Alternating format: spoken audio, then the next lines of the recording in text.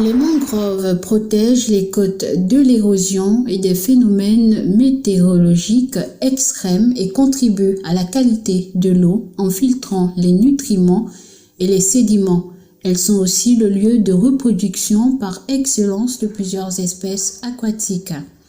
En 2000, une étude sur l'état des mangroves avait permis de disposer de données sur l'état des lieux des mangroves au Gabon et dans le Grand Libreville. De cette importante étude, on retiendra que les mangroves du Gabon se localisent principalement au niveau de 3 grandes régions, la région de l'estuaire notamment, avec 113 702 hectares, soit 68% de mangroves. 41% des mangroves du pays se trouvent à l'intérieur des aires protégées, notamment l'arboretum Raponda Walker, avec 502 hectares, et les parcs nationaux d'Akanda à 209 043 hectares.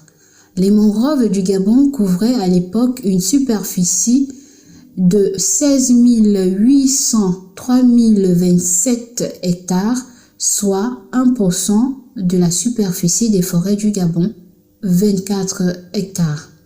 L'analyse des changements entre 2000 et 2016 montrait, selon une observation, une perte totale de 492 044 hectares de surface de mangroves contre aucun gain. Les pertes observées se localisent principalement dans la région des mangroves de l'estuaire, avec 425 050 hectares, soit 87%, notamment à Libreville.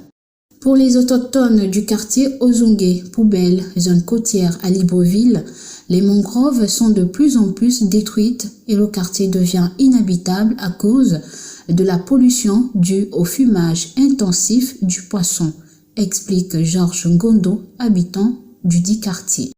Ils arrivent nuitamment, ils s'installent, ils coupent la mangrove, ils font tout. La poubelle, après tout de suite il la décharge, il la jette à l'eau, comme vous voyez derrière moi. C'est des toilettes, c'est tout ça quoi. Et ça nous gêne énormément, on est fatigué d'en parler. Ils arrivent, ils détruisent la mangrove. Nous, on a grandi ici dans cette rivière-là. Il n'y avait pas tout ça, c'était brut, regarde. Ils s'installent comme ils veulent, nuitamment. Tout le temps, on les tire les oreilles. La mangrove est importante si vous la détruisez. Et le poisson que vous pêchez vient se reposer dans la mangrove. Hein? Il fouille les gros poissons pour venir se cacher à la mangrove. Mais la même mangrove, vous la détruisez pour construire des maisons. Pour la petite histoire, c'est en juillet 1976 que débarquèrent dans cette zone les premiers pêcheurs venus du Nigeria, du Togo, du Bénin et bien d'autres pays côtiers. De cette date à aujourd'hui, c'est plusieurs générations de pêcheurs qui se sont succédés malgré les efforts du gouvernement qui met en place des stratégies de déguerpissement pour la protection de la mangrove. Il y a de cela 20 ans, je dis bien 20 ans, toute cette mangrove avait été coupée pour fumer la sardine. 20 ans après, regardez ce que c'est revenu. Au Gabon, nous avons une chance que d'autres n'en ont pas. Ça repousse seul. Depuis ici, vous pouvez voir chez l'ex-vice-président de la République, de l'époque d'Ivungi, vous voyez chez lui, maintenant on ne voit plus. Depuis ici, vous voyez le pont Nomba, après qu'ils ont coupé, on ne voit plus le pont Nomba. Ça a repoussé naturellement. Le combat maintenant, c'est de ne pas leur laisser recouper. François, un pêcheur résident à Ozungé Poubelle, nous parle de la difficulté qu'il rencontre à pêcher dans les zones autorisées de pêche au niveau des côtes de l'estuaire. La pêche ici, vraiment, depuis que nos anciens, nos pères sont déjà arrivés ici au Gabon, la pêche était vraiment bien même. Au niveau des parcs maintenant, c'est ça, là on a le problème. Parce que là on pêche, c'est là maintenant les gens des parcs ont pris. Là les gens des parcs ont fait des parcs nationaux, c'est ça. Donc pour pêcher maintenant, ça difficile. Parce que là c'est comme les gens. Il y a un endroit que les gens habitent, c'est pas tout la terre. Là-bas, sont faits maintenant, c'est dans des parcs, maintenant c'est dans les zones des parcs. Donc la pêche maintenant est difficile. Dans un des nombreux débarcadères de mangroves situés dans le Grand Libreville, Beaucoup ignorent le rôle de la mangrove dans la reproduction de cette espèce aquatique. La mangrove, c'est tout le pays que la mangrove était. Donc, les gens disent que le poisson sort dans la mangrove, je dis c'est faux. Le poisson sort au ciel. Parce que quand la pluie plaît, ça c'est la saison sec, non? La saison sec, tous les poissons, ils vont rentrer dans la rivière. Mais quand la pluie plaît, toute la rivière là, ça va commencer à sentir. Le poisson va sortir, la sardine va sortir. Le quartier Ozungé Poubelle abrite une importante zone de mangrove, mais les activités de pêche, fumage de poissons, construction anarchique qui persistent au sein de cette zone ont du mal à s'arrêter à cause de certains pesanteurs, comme nous l'explique le chef du quartier. On travaille de temps en temps. En fait, le chef n'a pas le pouvoir qu'il devait avoir. C'est ça le problème. Aujourd'hui, on ne sait plus à qui s'adresser. Vous voyez sur le site dont nous sommes, j'avais reçu un document à l'époque du ministre de la Pêche qui demandait de trouver un site au tiré-tiré pour qu'ils ne vont pas au Capal. Effectivement, on les avait trouvé ce site là-bas. Mais aujourd'hui, ils ont abandonné le site, ils sont venus là. Et je vous dis, malheureusement, qu'ils ne sont pas là, vous avez peur quand ils arrivent. Pourquoi? Parce que les femmes se trempent dans l'eau pour aller prendre les Gabonaises, parce que les Nigériennes, elles ont des petites pirogues là, elles ont des petites pirogues, on les chasse en la pirogue, mais les Gabonaises vont à l'eau jusqu'à ce niveau. Vous voyez un peu quel risque qu'ils prennent. On avait demandé, il n'y a pas un suivi de toute façon, j'avais demandé à cette époque, qu'on amène, comme on faisait à BTI là-bas, qu'on met des bâches au sol, on vient déverser toute la sardine au sol.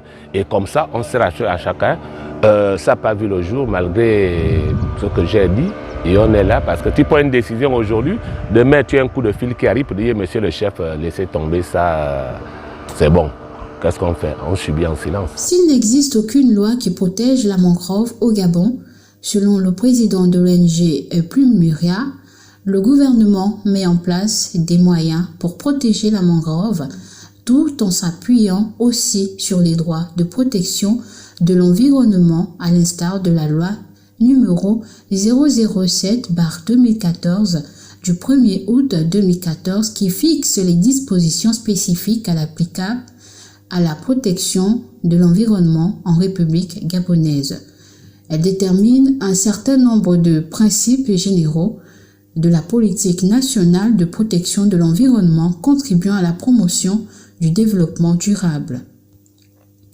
D'après le président de l'ONG Plumea, le Gabon ne dispose pas d'une loi à proprement dite sur la protection des mangroves. Aujourd'hui, nous sommes dans une mangrove, celle de Barracuda, non loin du carrefour SNI, sous des rhizophora qui sont des plantes aquatiques. C'est plus ou moins notre travail de réhabiliter et protéger tout ce qui est écosystème aquatique au Gabon.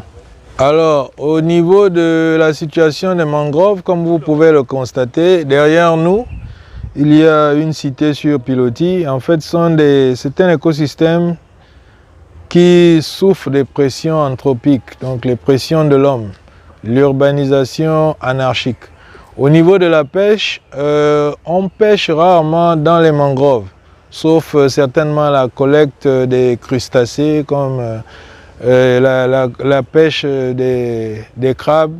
Ça se fait dans les mangroves, mais la grande pêche se fait en haute mer. Par contre, la plus grande conséquence de la destruction de la mangrove est la pénurie des gros poissons en mer.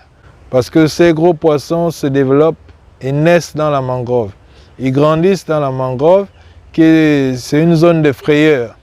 Et ensuite, lorsqu'ils ont une certaine taille, ces jeunes poissons vont au niveau de l'estuaire du Congo ou de l'océan Atlantique.